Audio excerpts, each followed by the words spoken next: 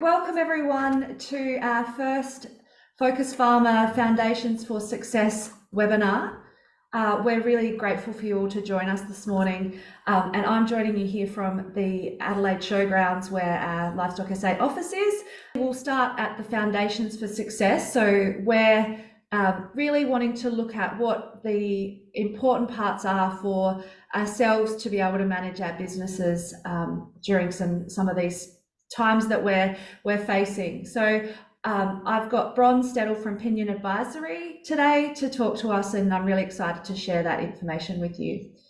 So I'm Penny Keynes. I am the project manager for Livestock SA. This series is really being put together because what we've been observing in our industry is some significant challenges that we're about to face and we are facing. So really wanting to look at, while we can remain positive about the future, there are really good signs that things are going to get better. But while we get through this part, we just want to really focus on what we can do to be able to protect ourselves and keep our businesses as positive as possible and keep working through these things. So gratefully, we've been able to access some support from the Farm Business Resilience Program through the which is jointly funded by the Australian Government Future Drought Fund and as well as Government of South Australia. So PIRSA have been a really big part. The other partners I want to share with you that we've got on board is also some really great support networks here in South Australia. So the first one is the SA Livestock Consultants, who have partnered, and in the subsequent webinars we'll be featuring some of those consultants. We've got Sheep Connect and AGX Alliance as also partners. So Bron Stedall is the People Development Consultant from Pinion Advisory.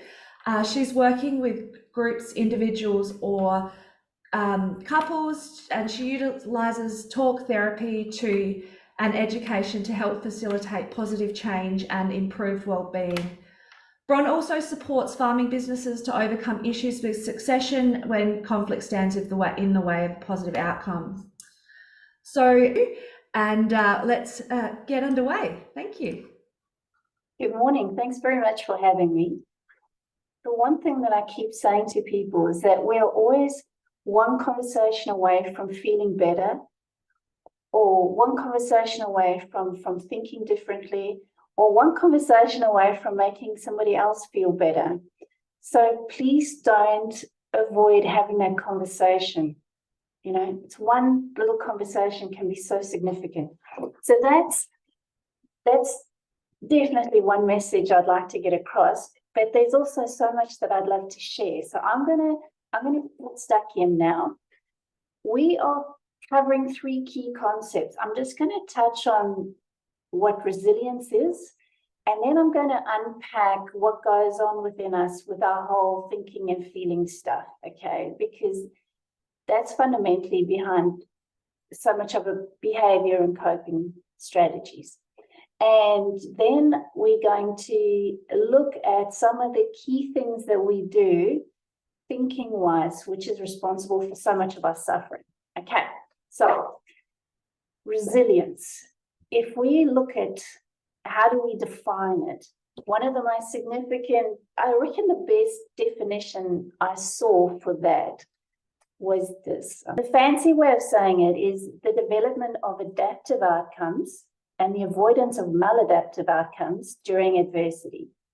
So that's a fancy way of saying it's the ability to choose a healthy way of reacting in stressful situations.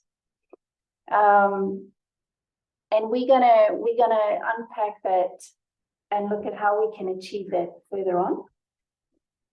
And a key takeaway here is that we cannot be resilient or develop resilience without facing adversity, about the tough stuff, sadly. This is to help understand behavior. How it works is that when we have an experience, so especially something stressful, that experience triggers a feeling response in us. Now, there are 2 parts to our feeling response, and they interlink like this, affecting each other. So the one part is biological. There's stuff that goes on within us, and the other part is psychological. So if we break that down and we look at what is a feeling actually, you can see a feeling under a microscope. It's a chemical reaction within us. They're called neurotransmitters, okay? So our feeling response, chemical. Now, when you're feeling in love and you want to kiss and cuddle somebody, what you're actually feeling is oxytocin. When you're feeling good, you've won the footy game, or you're hanging out with friends and having an incredible time, that's serotonin and dopamine that you're feeling. Now, the one that causes us the most strife is cortisol. Cortisol is the actual stress response. And when things are extremely heightened, you'll get a healthy dose of adrenaline kicking in as well. Now, in response to that chemical, our minds are meaning-making machines. So it's not just having a huge hit of cortisol. We automatically make sense of that through our internal thoughts. And more often than not, that stress response makes us create meaning by making all sorts of assumptions. And it's that relationship that they drive each other, which means that the quality of our thoughts will influence how long and how strong we get that chemical response. And that chemical response, if it's the good stuff, we have happy thoughts. If it's the cortisol and adrenaline, we tend to have negative or stressful thoughts. So it's a cycle that drives each other like that. And what I want you to understand about the chemical side of things is, because a feeling is a chemical reaction, it's got a beginning, a middle, and an end. But the quality of our thoughts are going to determine how long we have a feeling response to that experience. And it's this relationship that shapes our reaction. So our reaction always feels justified because of the feeling response and what we made it mean. Now, it even gets more interesting because our brains are a learning machine, right? So it learns to lock in that association between the experience. So it could be a person, a place, or an event. It learns to lock it in, and the next time something similar happens, it goes, right, I know exactly how to make you feel. I know exactly what we're going to think, and it's kind of lock it in, Eddie, and that becomes a reinforced neural pathway. So if you had an argument with somebody and you see them walk down the street, it might even be 2 months later, and you get a stress response just to seeing them, or the fact that their name popped up in an email, that's evidence to you that your brain has locked it in. So that is how a person, place, or event becomes a trigger for us, and how our reactions readily become automatic. So if you think about it, this process of having a feeling response and creating meaning starts at a very, very early age, which means that those associations are from the past are also affecting you today.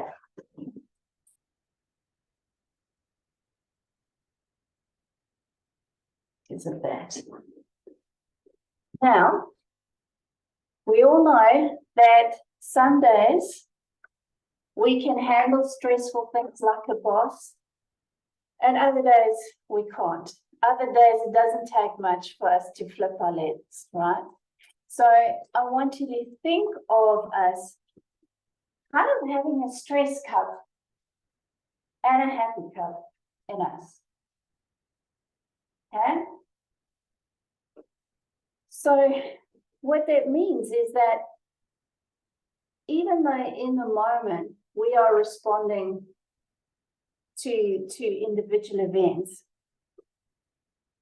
the strength of that chemical response is also going to be influenced by what else is going on in our lives behind the scenes. One of the most significant things, geez, what makes my fuse super short is when I haven't had a good night's sleep, okay? So we've got to have awareness around what else is going on for us, what else we are dealing with that is filling our stress cup. So the quality of your sleep. There are some people that haven't had a decent night's sleep in years. Financial things, worrying about weather or volatile markets, or worrying about kids or relationships, or worrying about so-and-so. Like our stress cups can be running pretty high.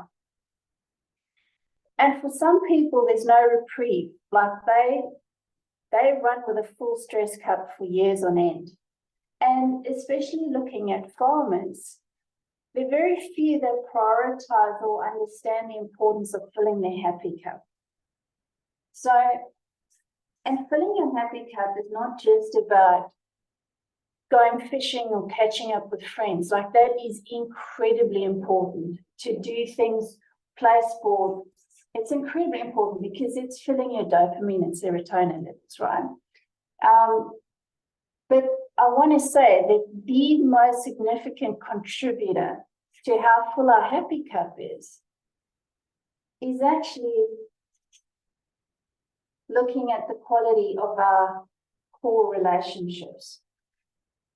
Because if you had two farmers side by side facing the same issues and the same stresses, the one that comes home to a family that are happy to see each other and their big hugs and kisses, and there's that solid, healthy relationship, they invariably are going to last mentally and physically longer.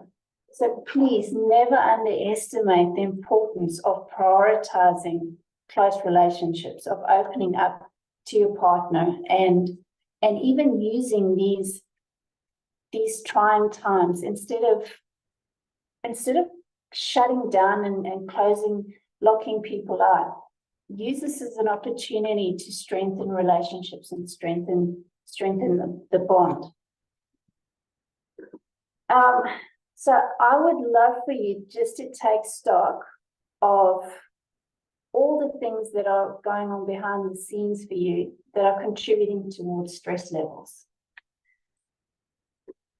So with regards to this, I want you to understand that in any given situation, you are responding to that person or event neurochemically, and others chemically, and also psychologically, which is shaping your reaction to things. But the exact same thing is happening for the other individual. Their behavior is also determined by their thoughts and feelings and what they make things mean. So on that note, what we make stuff mean, the assumptions that we make, is incredibly significant, because 2/3 of the assumptions we make, most of the times it's not true. We make up, I'm going to use the word, we make up so much bullshit in our heads, and it's so significant because those assumptions, they are shaping our beliefs. They are shaping our values. They are it's just core to our self-worth.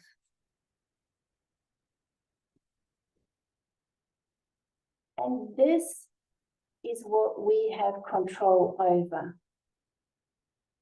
And if we think about it,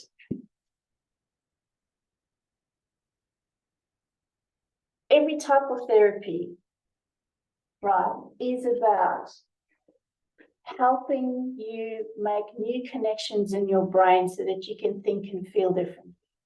So if we look at mindfulness or meditation, what that's about is if you focus on your breathing, that has an impact on the chemicals and biology and things like that. But while you're paying attention to that, what you're not doing is creating too much negative story in your head. So it breaks down that connection. If we look at PTSD, what they do there is exposure therapy. So they go, if you've been bitten by a dog and you have a huge fear response to dogs, what they'll do is they will put you in a room with a tiny little puppy so that you can play and have cuddles, so that you can tell yourself a different story, so that next time you see a dog, you don't have that big adrenaline and cortisol response. And then they put you in a room with a slightly bigger dog. And then a week or two later, a slightly bigger dog. So you're breaking down that connection. And to understand PTSD, by the way, a few months ago, I rode off the company car, so I got T-boned. Okay, it was my fault, but that's another story. But during that time, obviously, huge adrenaline response to writing the car off. And what I found was that for the next 3 months, every time I'd be driving, the minute a car was approaching from the left or the right, freaking, my temperature would drop, my heart would jump for the next 3 months. And it was by month 4 that I realized, okay, my body stopped doing that. So that's a very normal response because the brain had locked in that association with danger and keeping me alert. Now, PTSD is if you have an experience that gives you that massive chemical response, the brain always pays attention to things that make you feel significant chemicals, right? So if you have experienced something that gives you massive cortisol and adrenaline, it pays attention. With PTSD, what you find is that you will have that massive adrenal response while you're doing random things like watching Netflix or maybe sleeping, or not just when the car's approaching. So when the car's approaching and I'm getting that stress response, that's normal. But if I started getting those massive stress responses while I'm in Woolies doing the shopping, then I need to get more support for that. And that resembles something closer to PTSD. And the other thing I wanted to mention was that this stress response is often not in proportion to the experience we're having. So, for example, a couple of weeks ago, I'm heading to South Africa on Tuesday to go and I'm the bridesmaids in one of my best friend's weddings. And so I'm in this WhatsApp group, and the girls are organizing all sorts of stuff. And cut a long story short, I messed up. It was one of the messages was about somebody finding new and better accommodation and cheaper accommodation because it's a destination wedding. And Nikki, the bride, was covering my accommodation for the weekend because I bought the flights, and I just wanted to check with her that whether it's paid for, sorted, or whether she wants us to change because the rest of the group are changing. Anyway, an hour later, I opened my phone and my WhatsApp thing is blown up, and I look and there's just messages like, "You pork chop, what have you done?" Anyway, cut a long story short, this was actually, I had given away the whole surprise weekend that they had planned.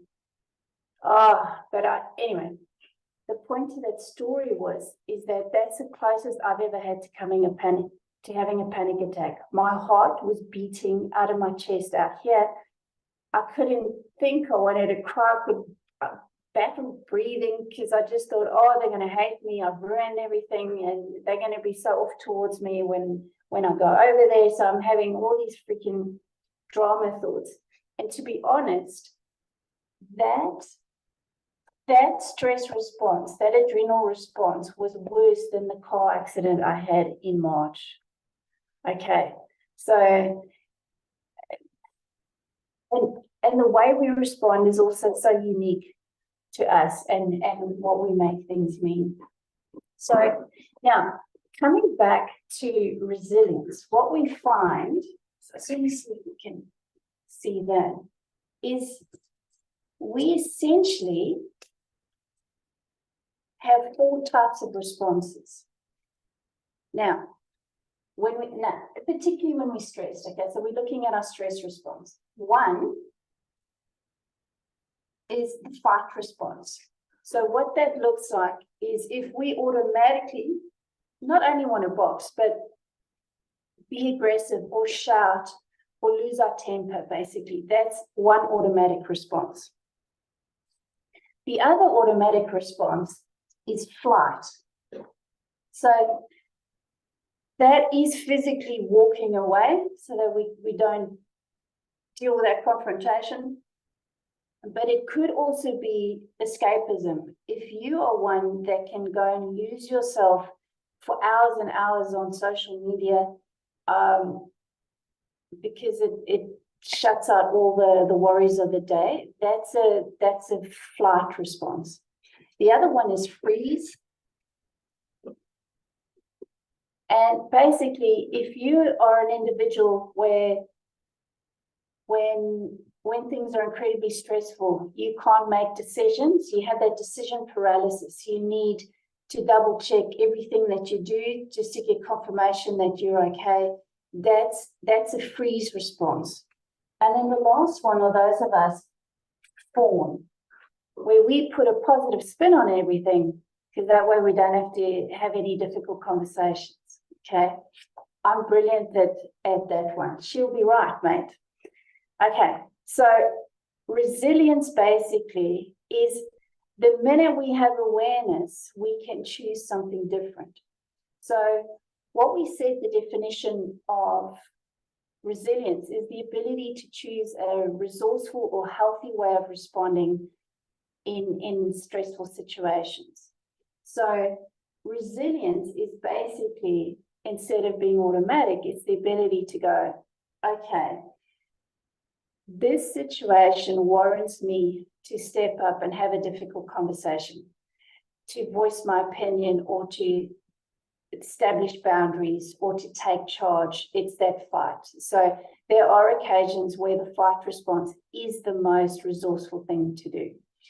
On other occasions, the ability to walk away and then come back and deal with things when the dust is settled, sometimes that's the healthiest thing to do. And sometimes just putting a bit of a positive spin on things is the healthy thing to do. Just remember that that positive spin thing it's just about fact checking the assumptions that we make when we think worst case scenario as well. I'm going to stop now and just see if there's any questions, and then I'm going to tell you how we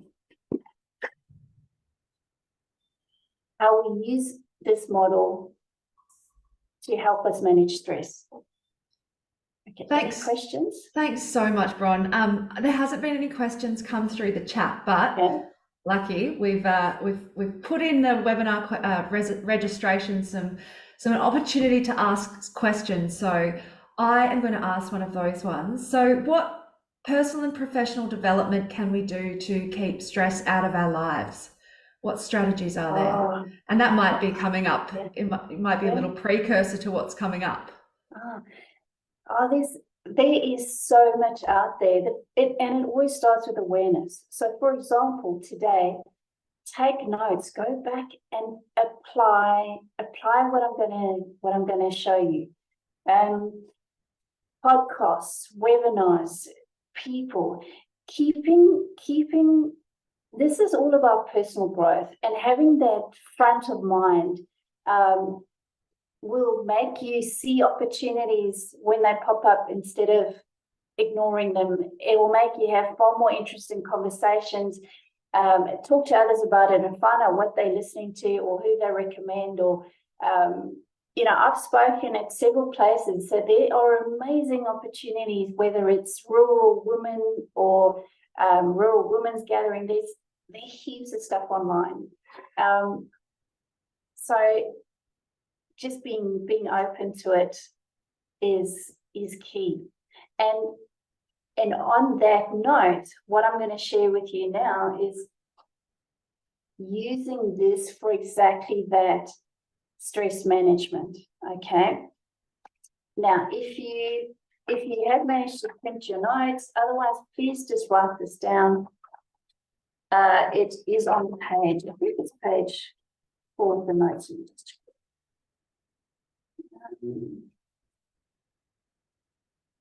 Plan of action. So, yep, page 4. Okay. So, understanding this feeling response, how do we use it? How does it help? Number 1,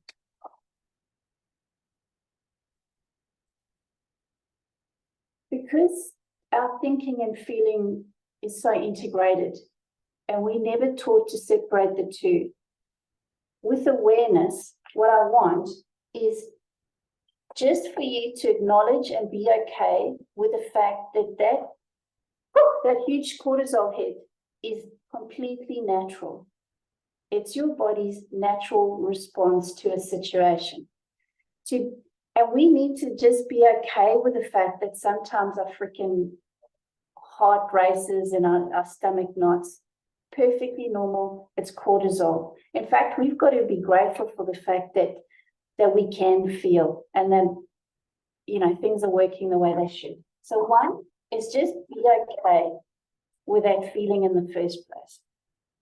The second thing, and probably the most important thing, is our ability just to minimize the negative stuff. Have awareness that, yep, you can think it, but know that it's pure assumption. So this you can't control. Changing this is life-changing. And I'm going to help you in the next section to have more control over that. But minimizing the talk, focusing on your breathing, being okay with this, knowing it's not going to last forever, this is temporary, minimize this. Then the third point, right, when it comes to our reaction, we are always accountable for how we respond. That is always on us. Always, always, always. And our goal is to be the most functional person in the room. And we have the ability to respond in a way that we are proud of. It's the best feeling in the world if you handle something well and you walk away and you think, that I handled that right, that feels good. And we are capable of doing that all the time. So awareness, taking accountability for our response, reminding ourselves that we aim to be the most functional person in the room is a game changer. So that wraps up the first section, and then we're going to touch on beliefs. We're just going to explore that a bit more. How are we tracking for time? Good. We keep cracking on, Bron. We're going. I think we're going to go over time. So just being very prepared for everyone to This is yeah. This is going to be very, very short. Okay? That's okay. No, we want All all the right. information, Bron. We want you to cover it as well as you can. So don't rush. All right. So what I'm going to do is just explain that there are 4 filters, 4 things that we tend to do when it comes to our thinking, our minds, okay? The first thing that we tend to do is take things personally.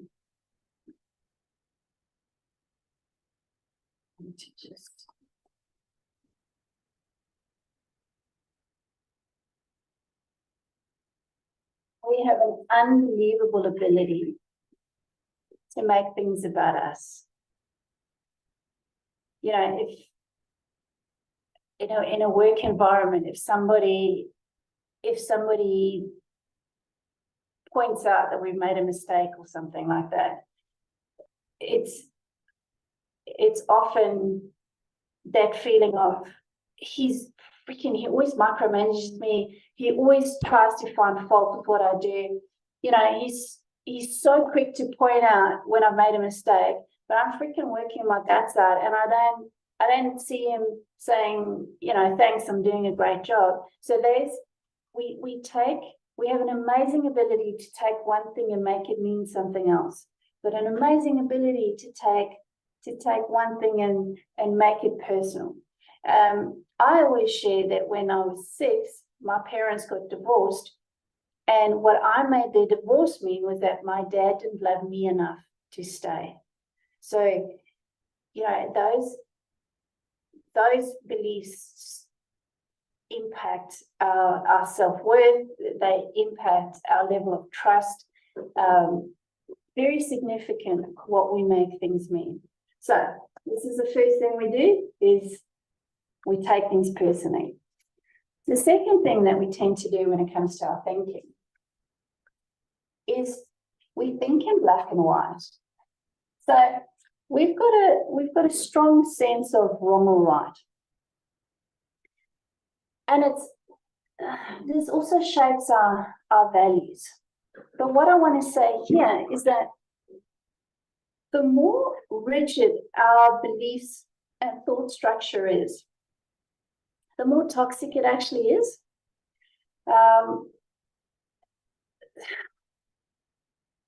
And it's quite significant, because basically what happens is that our brain is like software, right, running a program. So if we train our brains to be really rigid in our thinking, black and white, it makes us pretty judgmental.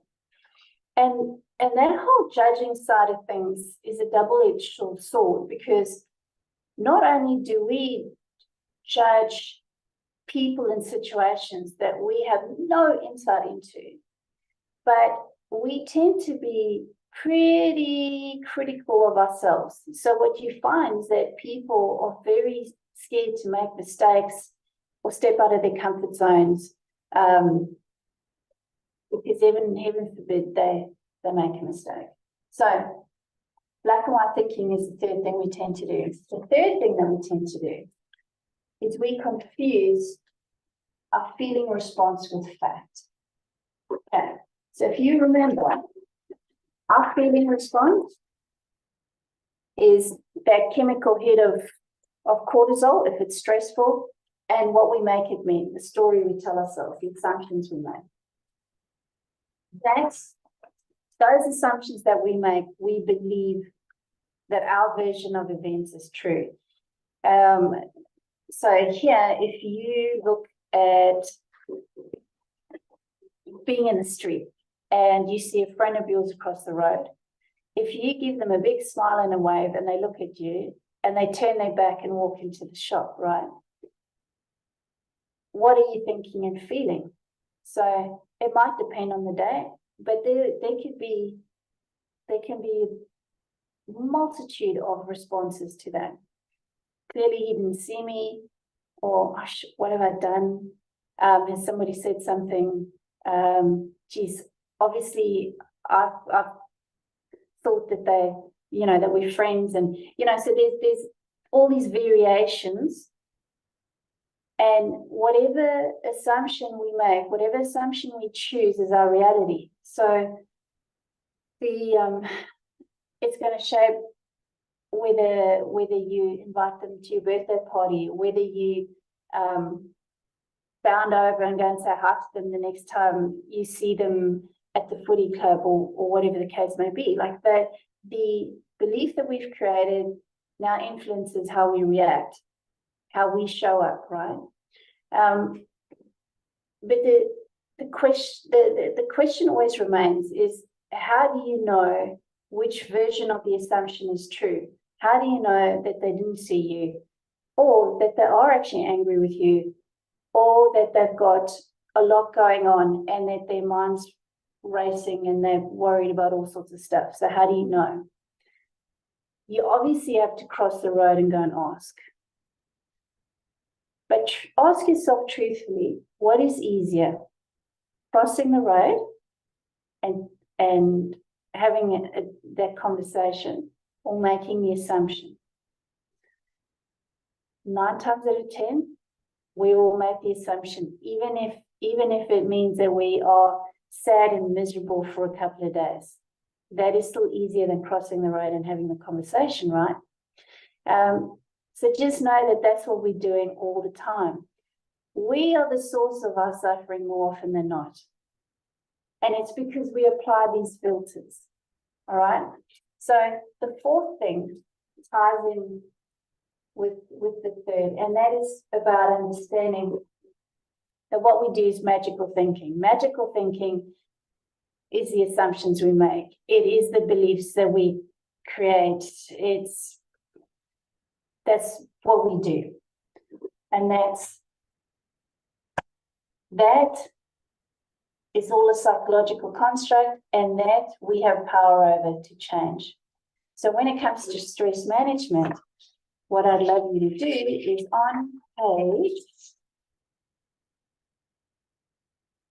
on page 5, this will be a game changer. We're going to flip these 4. So what I'd love you to write is, the first thing we're going to do is we're going to stop taking things personally, and we're going to allow others their dysfunction.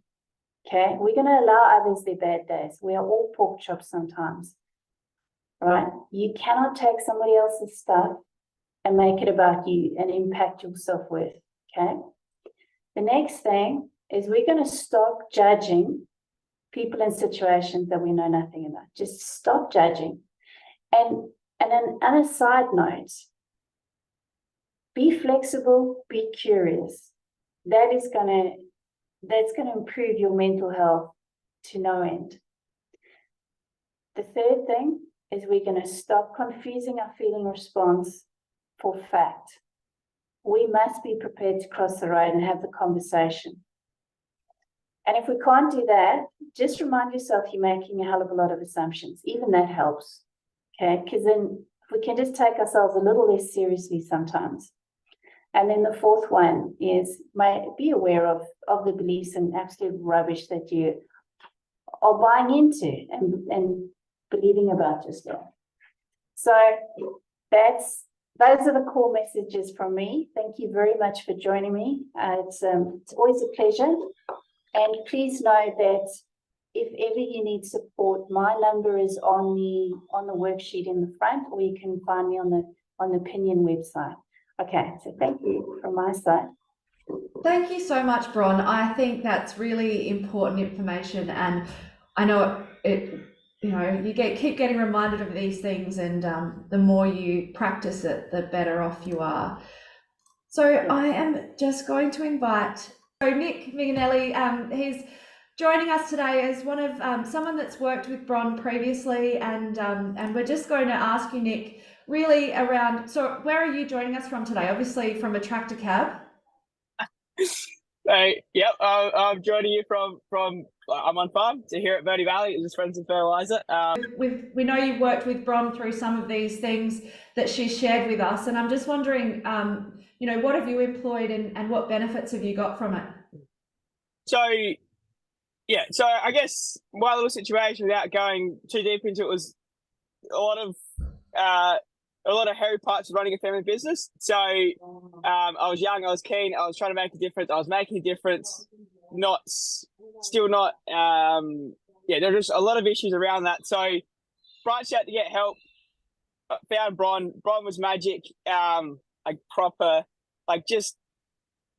I guess one of them. If I only shared one thing with you, it would be probably one of the bigger wake up calls was how a lot of what was running through my head was sort of self inflicted in a way. Like a lot of things that I was stressing about, I couldn't control, and was still trying to control or fix them or sort of micromanage, which was putting me in a rut, or making me lose sleep, or not want to eat, or not have the best drive I could or outlook on life. So realizing that a lot of what we tell ourselves, sort of, I guess, learning not to ruminate as much and sort of have a useful belief and not focus on complaining about, whinging about, bitching about things we cannot control. That was a really, really good thing.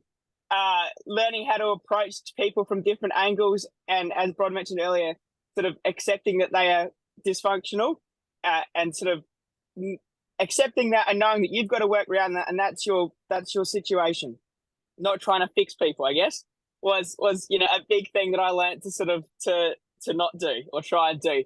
So I guess the long and the short of it is, like, I smile these days. There's a period where I probably didn't. So Bron helped me see the light in a lot of these things and gave me the tools, I guess, that I needed to work through this and sort of be a better person, I guess. And I'm still there. I'm still on family farm, still making a difference. And obviously we all have our shit days and whatnot. But I'm able to see the light like so much easier, like proper easy now that I've sort of taken on these tools. And there are multiple tools. It's not just one. And as Bron said, like, you listen to the odd podcast or whatever, and that you learn something from that, or you have a conversation with a neighbor about, having a rant about a sick cow or something, and then they'll share a story, and you feel a whole lot better. I mean, another example of that is, like, we're going crazy doing sides at the moment. So just having relatable conversations on something that broke, like, makes you then realize that you're not the only person that breaks things, or like, it just having a conversation sometimes is huge, like makes a massive, massive difference on sort of, and making you sometimes you feel aligned, I guess is what I'm trying to say, in what's gone wrong, or you're the only person that did this, or like Bron mentioned, like she was the one that let the cat out the bag with the trip thing. Like, it's really nice to know that you're not alone. So having those conversations sometimes with the right people are like magic on the old brain virus, is what I'd say. That's excellent. Yeah, beautiful. Thank you. Thank you so much, Nick, for joining us and sharing that. That's really important. Important messages. Thank you. Easy done. Thank you. Enjoy your day. So, Bron, I just want to ask you, so what do you recommend farmers do as a preventative measure? So we've been talking about a lot about all of these things, but what's the prevention things that we can put into place? Okay. During times of heightened stress, it's very difficult to think straight. So what I'd recommend is to get your ducks in a row now, get contact details, information and stuff on hand. So have your own little database. So whether it's websites, government organizations, state reps, consultants, have a mentor, but basically just give it some thought of who you'll need, what you'll need when things are tougher, and have that ready to go. So make life easier for yourself now. So be prepared. The other point, I'm going to make a few points here. The other point is, don't neglect your core relationships. These times, you honestly, if you open up, if you have conversations, if you reach out, it can bring you guys closer together. So please, please, please don't shut down and neglect core relationships. The other one is, if things become incredibly tough, please seek help. Don't be an idiot, okay? Get help. There is help out there. I'm also a phone call away. And it's important. It's going to be a tough time, but it's important to think big picture and remind yourself that market volatility, fluctuating weather, that's all part of farming now. And you will ride this out. You can ride this out, and it is temporary. Okay. And the last point is that we're always going to face adversity. You can't escape it. But what we can control is how we choose to react, how we choose to communicate, what support we choose to seek out, how we problem solve. In other words, we can ensure that we don't make life a hell of a lot harder for ourselves. Okay, there is still so much within our control. All right, so that's it from me. That's fabulous. There has been another question come through. You might have already covered it off, but have you got 3 top tips for farmers? It's just basically what I covered. So definitely don't neglect your relationships, because the quality of your relationships are going to make a significant difference to how well you cope. So, so definitely don't neglect that. One conversation can make such a significant difference to your well-being. So please don't shut down. Please, you're one conversation away from feeling slightly better. Whether that conversation is with your partner or with a friend or with a professional, freaking reach out. And what would the third thing be? Geez, there's so much. Stay on the journey. We carry so much hurt and suffering and stuff. But the truth is, we don't have to go through our whole lives carrying a freaking backpack full of weight of, so it's liberating to be able to deal with some of this stuff, to move forward. And it's a game changer. So the personal journey growth it's just phenomenal if you choose to embrace changing the way you think and feel and letting go of things and healing from things. So that'll be my top 3. Oh, thanks so much, Bron. It's been excellent having you on, and I think some of these key take-homes that you've shared today are really important reminders for looking after ourselves, but also just being really aware and being able to actually observe some of these feelings that we have and know that they're chemical. I think that's amazing, isn't it?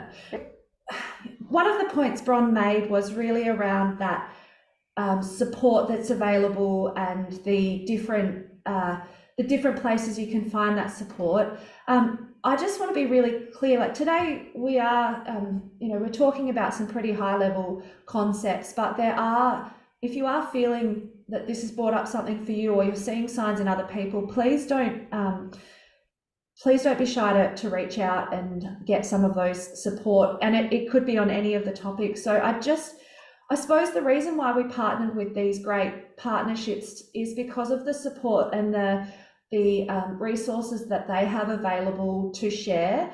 So the SA Livestock Consultants are a really great group of independent consultants that work across all different business areas, so from financials to nutrition and what's on the ground and making some decisions around feeding animals, those kinds of concepts that these livestock consultants. So there's a range of people on that list on that website that will really be able to help you across SA. I'll also point out AgX Alliance. If you are feeling a bit like you want to link up with a group of like-minded people, the farming systems groups, there's quite a few across the state, and Agates Alliance has got a really good resource for how to get in touch with all of those farming systems groups. So if you're wanting to build a bit of a community around broadacre issues, but also look at that innovation space and practice change, because if in your region you're facing something, you are not alone. Like Nick said, there are other people going through it, and community at this time, those relationships are really important. The other resource and sharing is with Sheep Connect. Sheep Connect is the South Australian Wool Innovation PIRSA collaboration that is really about sharing information. So I'm just inviting Tracy Heinrich from the PIRSA, she's a PIRSA Fab mentor. The PIRSA Fab mentors are a really great resource and really able to provide you with some support and network to work closely with, to connect with other services. So really a bit of a referral. But Tracy, I'm probably not going to do it any justice. So Tracy, do you want to just quickly share, what you're seeing and perhaps how you're helping producers in this time? Yeah, hi. That's look, I'm a FAB. 4 years ago, I hadn't even heard what a FAB is, which is a family and business mentor service. And I'm here on Kangaroo Island. Live here with my family on a farm. We do sheep farming, and have 2,000 acres. We're stud stock producers and sell about 400 rams a year, and we do prime lambs, and we have a full business. We have 2 people working for us, so we are very busy like every other farmer. But we were hit by the fires in 2020 on Kangaroo Island quite hard. My son, who lives across the road a bit, he lost his farm. We lost machinery and sheds and stock. And we were really lucky because we didn't get hit as hard as a lot of our neighbours. They all got hit horrendously. And basically we're at Pandana near Stokes Bay, for those who've been to Kangaroo Island. And basically everyone west of us were hit by the fires. And I met a FAB at that point. There was we call FABs. There's 16 of us currently in the state. And one of them were here, and I met them, and they were going around, and they were a real help to all the people that were just struggling at that time. And then after about a month, we run a pretty intense business. Like, we run it as a business, our farm, and we have meetings. And so because we were pretty planned risk management, we were able to move forward. I won't say easily, but we had a direction. So it wasn't quite so emotionally hard to keep going. But a lot of other people were finding it much harder, and especially those who didn't have much support. And I ended up getting asked to become a FAB because I was on the ground and I could be able to help people that I could really relate to what they were going through. And so since then, I've stayed as a FAB just because there's lots of adversity around. So basically what we do is when there's an adverse event, and it can be anything that's really overwhelming, floods, fires, it can just be that you've just got so much happening, like Bron was just talking about, when you get to that point and you need to just talk to someone. Basically, we're a free service that is run by PIRSA. We're contracted on just as need basis, as an hourly rate. We've all 16 are all got other businesses and running, but we've made this little space for people when they just need somebody. We can just help them out, and we connect. So we get together once a month, and we just connect with the whole state, and we just know all the connections that you can jump into and help. And if we don't know, we'll go and find somebody for you. And nothing, sometimes just sitting around the table and listening and, just helping prioritize. So that's there's not really many rules to it, but there are people out there. And if you go onto the PIRSA site, you'll be able to look up the FAB, and you'll see everybody. It's right across the state, and we're allowed to move across the state. So, I can go over to the mainland and help.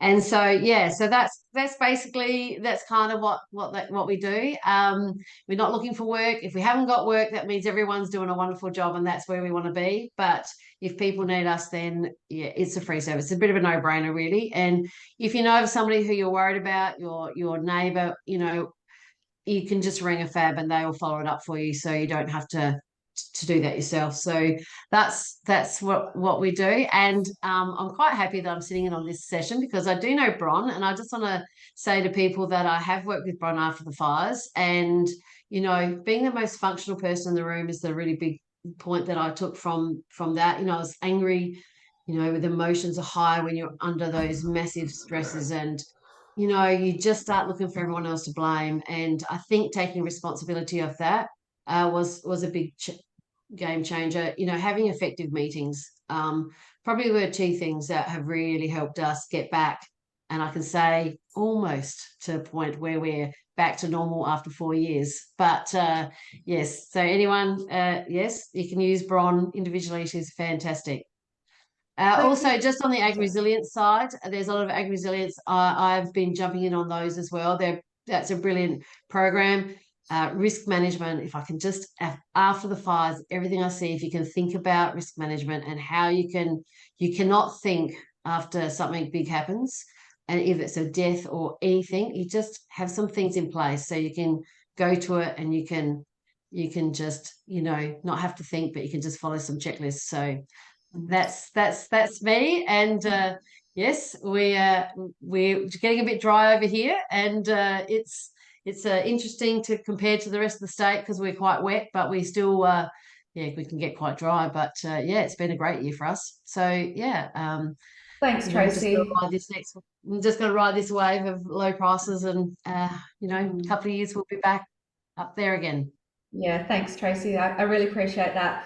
I think the FABs and as Tracy mentioned, the Ag Resilience program is going to be available again. We're running these webinars as a bit of a stopgap, but we're hoping to get more on-ground workshops coming in the new year to be able to support as many producers to be able to build their own resilience plan and build that network across the state. So the FABs I can really vouch for the FABs, the work that they do, and the value that participants from the Ag Resilience course have got out of the FABs mentors has been fabulous.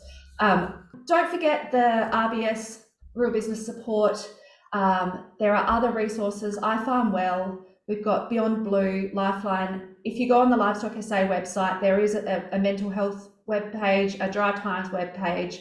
So if you are looking for some of those resources, please don't hesitate to get in touch. So I would really like to thank you again for taking the time out of your busy day to share it with us, focusing on that most important aspect, which is you. Thank you to Bron, thanks to Tracy and to Nick for helping with us with today. Again, thanks to the Farm Business Resilience Program for funding Ag Resilience, which is an initiative of the Australian Government, PIRSA, and the Future Drought Fund. Is the Future Drought Fund initiative of the Australian Government and SA government, and our wonderful partners. Please don't hesitate to reach out to any of the partners that we've got to be able to get that support that you need. So SA Livestock Consultants, the AgX Alliance, and Sheep Connect are really great and important resources that we have available here in the state. So thank you all. I'll let you get back to your day.